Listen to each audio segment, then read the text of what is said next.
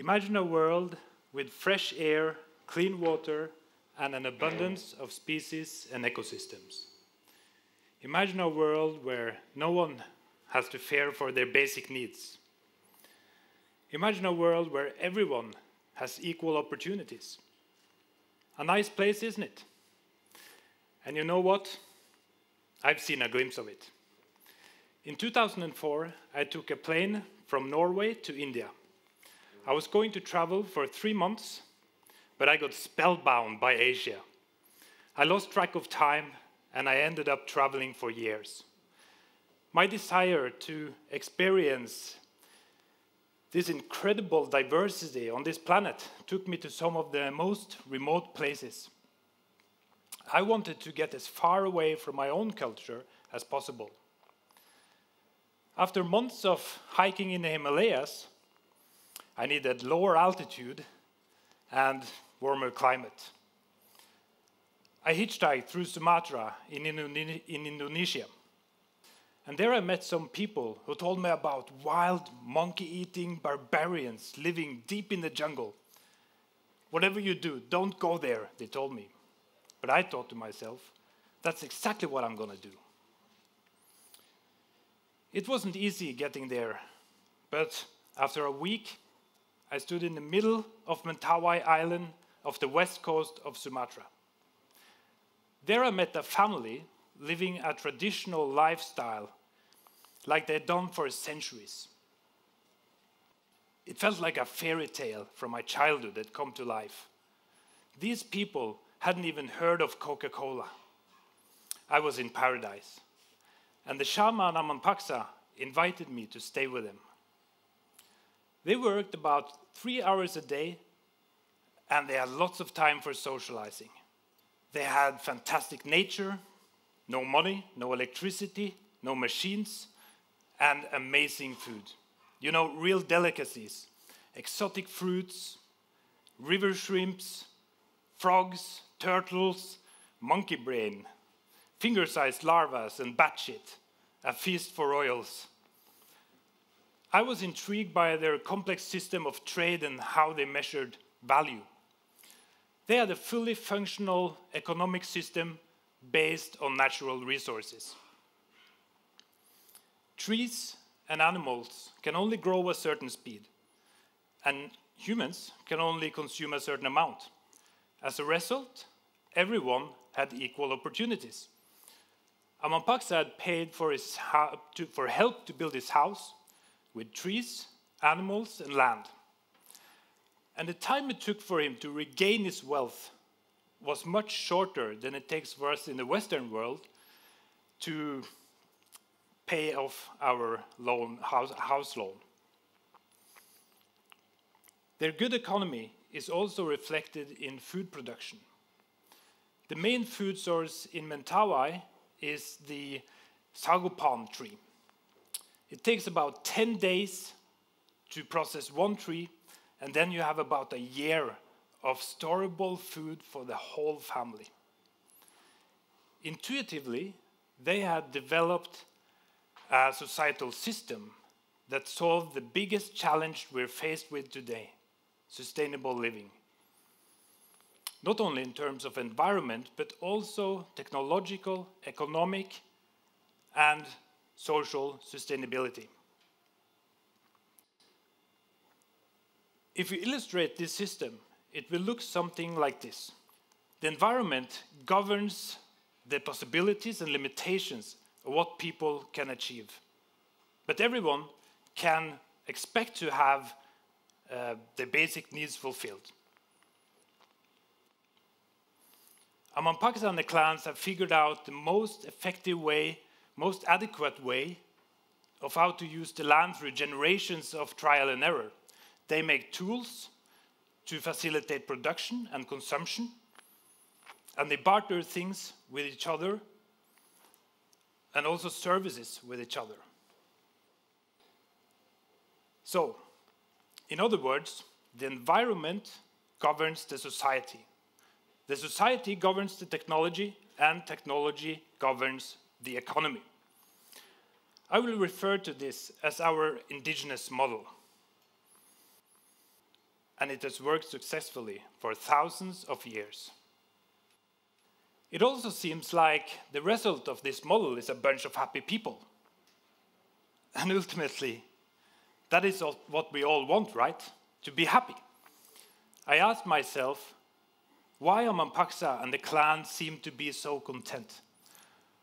After all, life in the jungle wasn't that easy all the time.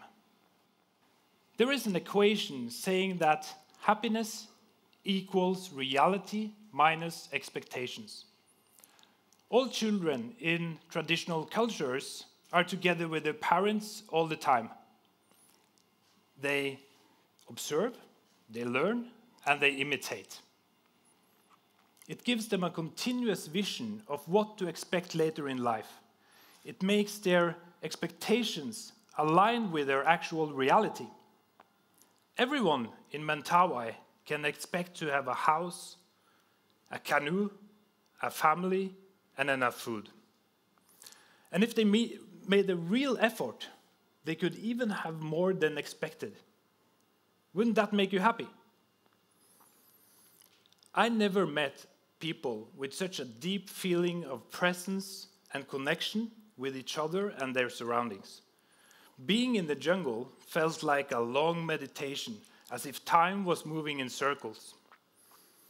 Even their language doesn't have a past or future tense. I got lost in this bubble of time and ended up following Amapaksa for extended periods with my film camera over 15 years.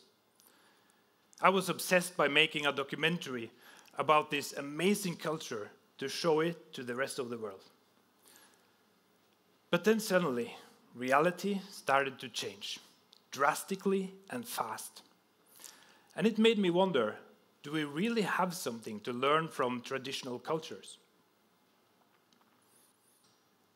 The world is developing in a blazing speed. During the time I've been filming for my documentary Newtopia, I got Facebook, Instagram, Google Maps, Bitcoins, better cameras, better computers.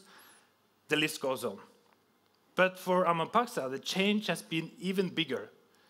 Today, he owns a smartphone and a bank account. I have been able to film the clans going from barter to money, paddling oars to motors, axes to chainsaws, bow and arrows to guns, and muddy paths to highways in less than a decade. Like governments in most countries, Indonesia doesn't give proper room for traditional cultures. They are considered primitive and backward thinking.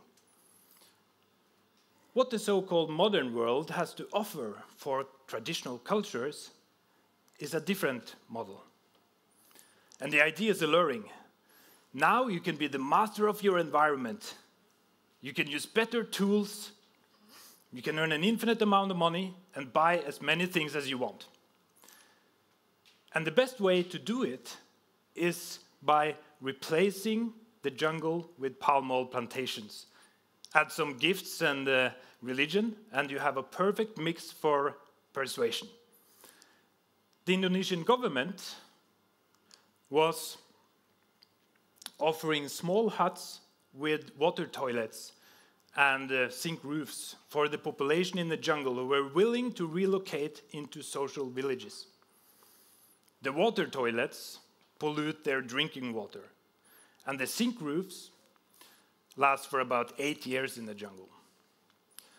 In comparison, a sago leaf roof can last for up to 20 years, and it doesn't turn a house into a sauna. But the clans in the jungle were seduced by the possibilities to make things easier and faster for themselves. When they realized they were far behind the rest of Indonesia, they wanted to catch up. And it didn't take long before a new lower class of desperate people emerged. From rags to riches, not exactly. Population is on the rise and people need to feed their families. And now they can hunt much more effectively with their guns. There are 4 endemic species of monkey on Mentawai. I used their beautiful song around Amapaksa's house. But today, they are long gone. I told them that the monkeys are threatened by extinction, but they explained to me that the monkeys have simply moved to a different place, and it was impossible to hunt them all down. They had always been there, and they would always be there. I was witnessing human history on repeat, only this time it was in fast forward, and the clans had no way of knowing what the effects of what was happening. They just wanted to be in control. It's mind-boggling, though, that we who are aware that we eradicate entire species and ecosystems continue to do so. We also seem to agree that abundant ecosystems, clean water and air is best for ourselves, but we continue to overexploit our resources and create excessive pollution. We are social creatures, but we continue to create a money system that leads to loneliness, individualism, and huge material differences. I remember when Amundsen and his family started to buy biscuits in the village. They ate them all the time, and I told them that they shouldn't abandon their original diet for biscuits. It's not healthy. Amundsen then sarcastically said to me, "But this stuff is from you guys. Why are you making something that is bad for yourselves?" So why are we doing the exact opposite of what we know is best for us? Today, Amundsen's children are looking at apparently successful people with huge mansions on Instagram. Now I can communicate regularly with people from Mentawai, and Amundsen's cousins want to become YouTube stars. Short-sighted endorphin-triggering mechanisms lure us into addiction. When we see an advertisement, money is generated. Social media has been transformed by self-learning computer algorithms working in the background. And they have only one goal, and that is to earn an infinite amount of money. Most people don't even understand our economy, which is also driven largely by computer algorithms. We have lost control. In the modern globalized world, the environment is given the least amount of consideration. Technology governs the economy. Economy governs the society, and society governs the environment. And I think we can all agree that we are doing a bad job. Yet, we all know that it's highly unlikely that we will outlive our environment. We used to be users of tools. But now, we have become the commodity of the tools that we have created. This has never happened before in human history. And unless we start to create boundaries for technology, we can end up becoming its puppy. But who knows, maybe we are destined for such an outcome. I claim that the only way we can ensure human well-being and a sustainable system in the long run is to revert to our indigenous model. However, a modern version of our indigenous model. As long as we keep ourselves within the limits of our environment, we can adhere to whatever ideology, religion, mindset, or lifestyle we want. This opens up for wealth and diversity on all levels. It's not a step backward, but it's a huge step forward for humanity. We need to install functioning international rules for production and consumption, import and export that are dictated by environmental sustainability. Let's change the goals of the algorithms to create helpful results for humanity and our environment. What if the goals were to not only earn money, but also to help us stay within the limits of the indigenous model? The algorithms could help us to take long-term sustainable decisions, distribute wealth fairly, and provide equal opportunities. Today we live in a society where it's harder for children to know who and what to imitate. We are more disconnected with each other and our environment. Partly because of commercials and social media, expectations skyrocket. And if happiness equals reality minus expectations, then we end up on the negative side of the equation. Most or many people today can't even expect to have their basic needs fulfilled.